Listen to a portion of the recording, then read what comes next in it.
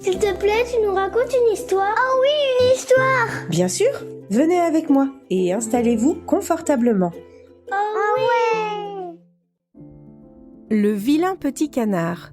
Une histoire de Hans Christian Andersen.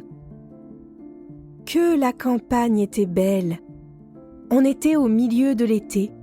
Les blés agitaient des épis d'un jaune magnifique. L'avoine était verte et dans les prairies, le foin s'élevait en monceaux odorants. La cigogne se promenait sur ses longues jambes rouges, en bavardant de l'égyptien, langue qu'elle avait apprise de sa mère. Oui, vraiment, la campagne était bien belle. Les rayons du soleil éclairaient de tout leur éclat un vieux domaine entouré de larges fossés, et de grandes feuilles de bardane descendaient du mur jusque dans l'eau. Elles étaient si hautes que les petits-enfants pouvaient se cacher dessous, et qu'au milieu d'elles, on pouvait trouver une solitude aussi sauvage qu'au centre de la forêt. Dans une de ces retraites, une cane avait établi son nid et couvait ses œufs. Il lui tardait bien de voir ses petits éclore. Elle ne recevait guère de visites. Les autres canards aimaient mieux nager dans les fossés que de venir jusque sous les bardanes pour barboter avec elle. Enfin, les œufs commencèrent à éclore les uns après les autres. On entendait « pip, pip ». C'étaient les petits canards qui vivaient et tendaient leur cou au dehors. Ils regardaient de tous côtés sous les feuilles vertes. « Que le monde est grand !» dirent les petits nouveau-nés à l'endroit même où ils se trouvèrent au sortir de leur œuf. « Êtes-vous tous là ?» continua-t-elle en se levant. « Non, le plus gros œuf n'a pas bougé. Mais que cela dure longtemps! J'en ai assez !» Et elle se mit à couver, mais d'un air contrarié. « Eh bien, comment cela va-t-il ?»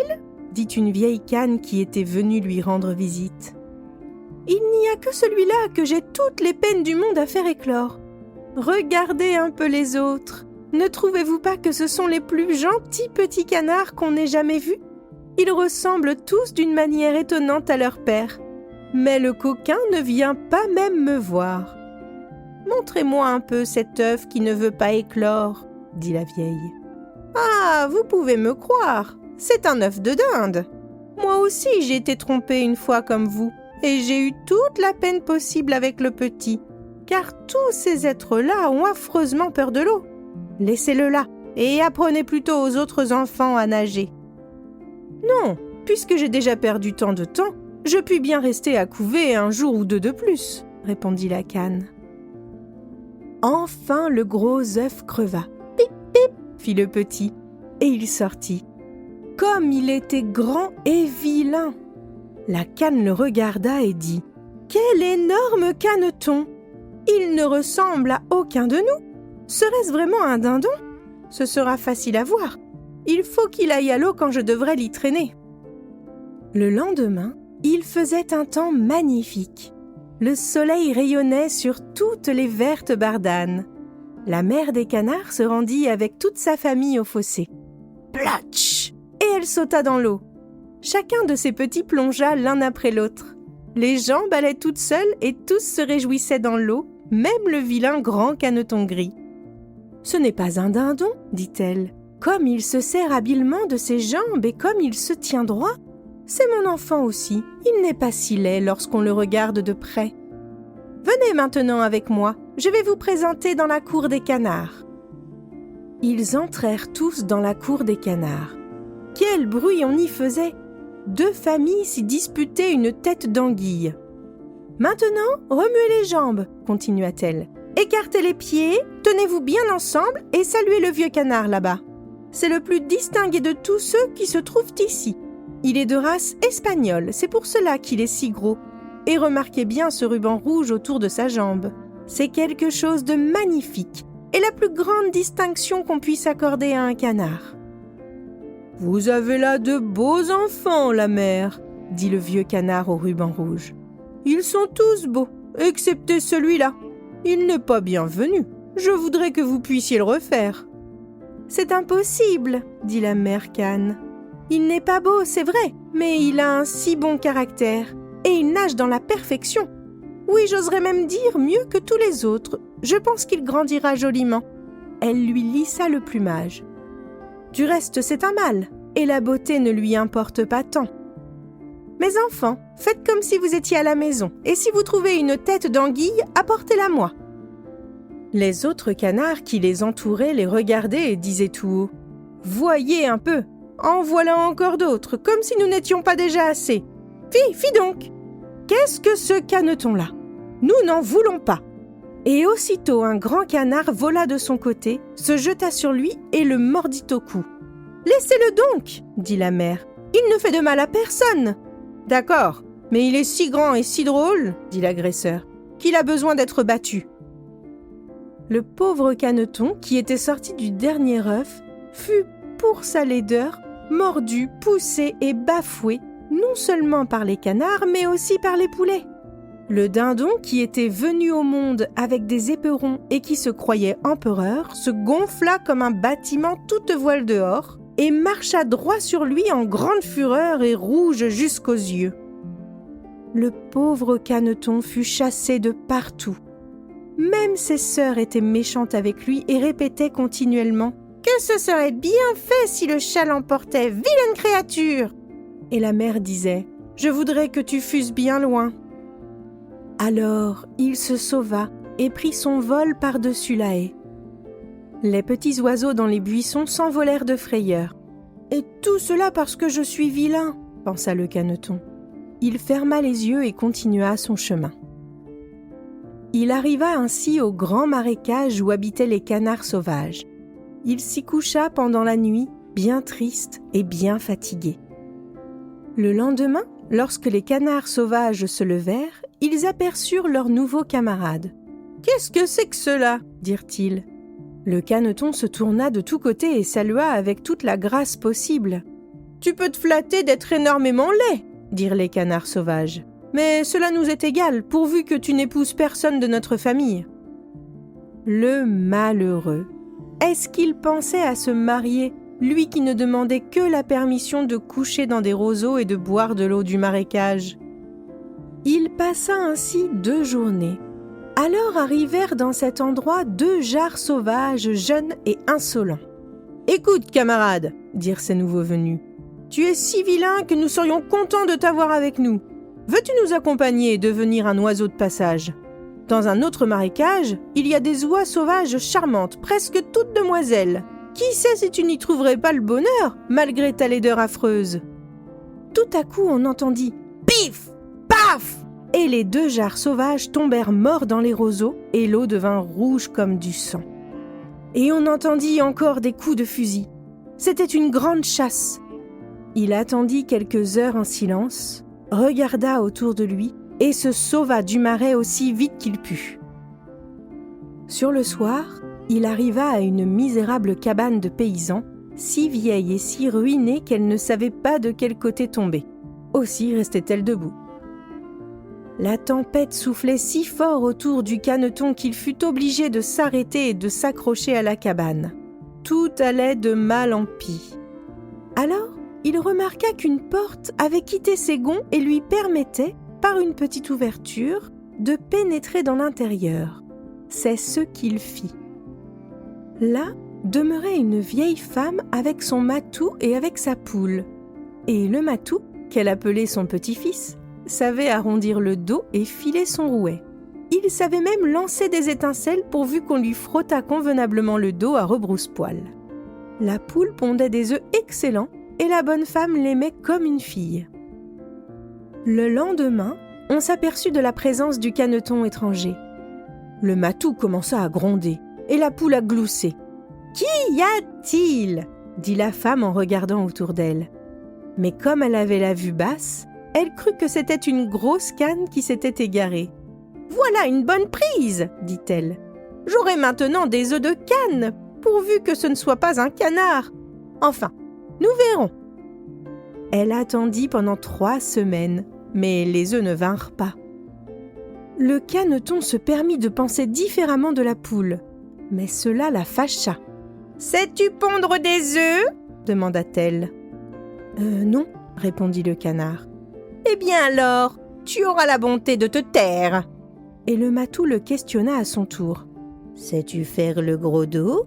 « Sais-tu filer ton rouet et faire jaillir des étincelles ?»« Non, » répondit le canard. « Alors tu n'as pas le droit d'exprimer une opinion quand les gens raisonnables causent ensemble. » Et le caneton se coucha tristement dans un coin. Mais l'air vif et la lumière du soleil pénétrant dans la chambre lui donnèrent une si grande envie de nager dans l'eau qu'il ne put s'empêcher d'en parler à la poule. « Qu'est-ce donc ?» dit-elle. « Tu n'as rien à faire et voilà qu'il te prend des fantaisies. Pond des œufs ou fais ronron, et ces caprices te passeront. »« C'est pourtant bien joli de nager sur l'eau, » dit le petit canard. « Quel bonheur de la sentir se refermer sur sa tête et de plonger jusqu'au fond. »« Je crois que tu es devenu fou, » répondit la poule. « Demande un peu à Minet, qui est l'être le plus raisonnable que je connaisse, s'il aime à nager ou à plonger dans l'eau. Demande même à notre vieille maîtresse. Personne dans le monde n'est plus expérimenté. Crois-tu qu'elle ait envie de nager et de sentir l'eau se refermer sur sa tête ? » « Vous ne me comprenez pas. »« Nous ne te comprenons pas. Mais qui te comprendrait donc ? Te croirais-tu plus instruit que Minet et notre maîtresse ? Sans parler de moi ? Ne fais pas le fou, enfant, mais remercie plutôt le Créateur de tout le bien dont il t'a comblé. Tu es arrivé dans une chambre bien chaude, tu as trouvé une société dont tu pourrais profiter, et tu te mets à raisonner jusqu'à t'en rendre insupportable. Ce n'est vraiment pas un plaisir de vivre avec toi. Crois-moi, je te veux du bien. Je te dis sans doute des choses désagréables, mais c'est à cela que l'on reconnaît ses véritables amis. Suis mes conseils et tâche de pondre des œufs ou de faire des étincelles. »« Je crois que je vais m'en aller dans le vaste monde, » répondit le canard. « Comme tu voudras, » dit la poule. Et le canard s'en alla nager et plonger dans l'eau. Mais tous les animaux le méprisèrent à cause de sa laideur. L'automne arriva, les feuilles de la forêt devinrent jaunes et brunes. Le vent les saisit et les fit voltiger. Sur la haie, le corbeau croassait tant il était gelé. Rien que d'y penser, on grelottait. Un soir, toute une foule de grands oiseaux superbes sortit des buissons. Le caneton n'en avait jamais vu de semblable. Ils étaient d'une blancheur éblouissante. Ils avaient le cou long et souple. C'étaient des cygnes.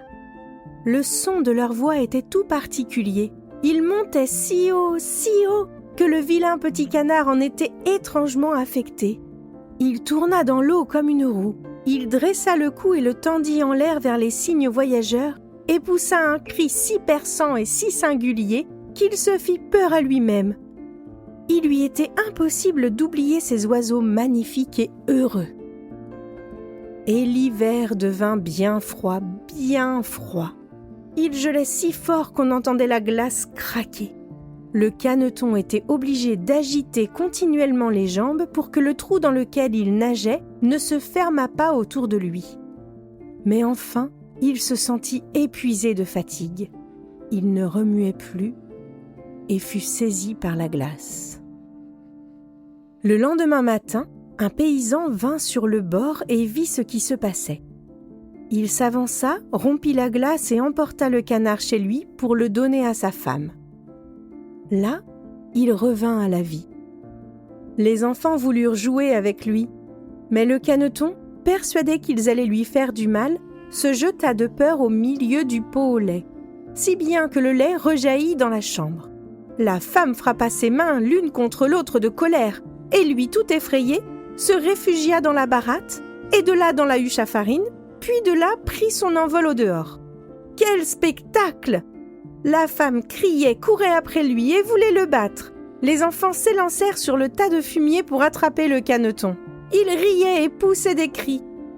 Ce fut un grand bonheur pour lui d'avoir trouvé la porte ouverte et de pouvoir ensuite se glisser entre des branches dans la neige. Il s'y blottit tout épuisé.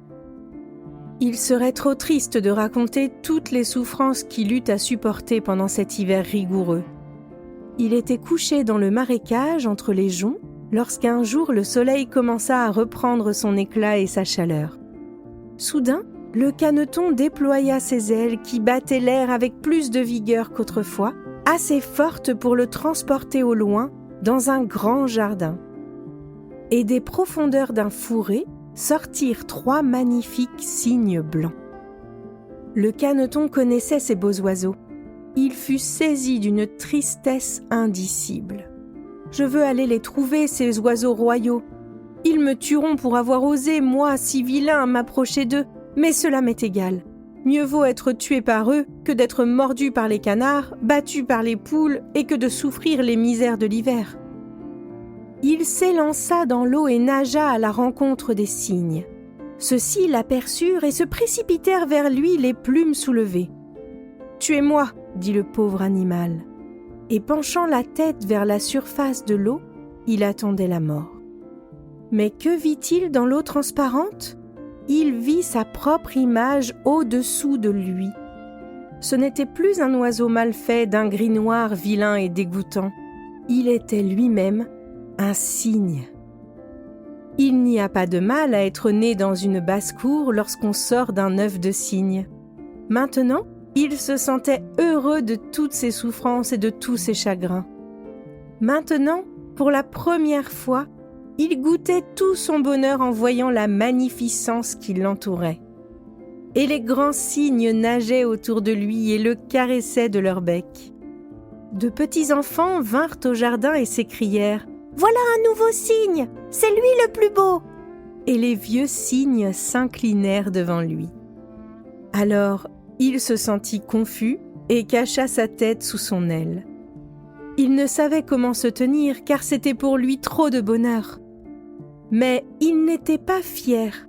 Un bon cœur ne le devient jamais. Il songeait à la manière dont il avait été persécuté et insulté partout.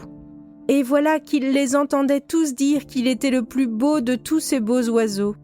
Alors ses plumes se gonflèrent, son cou élancé se dressa, et il s'écria de tout son cœur « Comment aurais-je pu rêver tant de bonheur pendant que je n'étais qu'un vilain petit canard ?»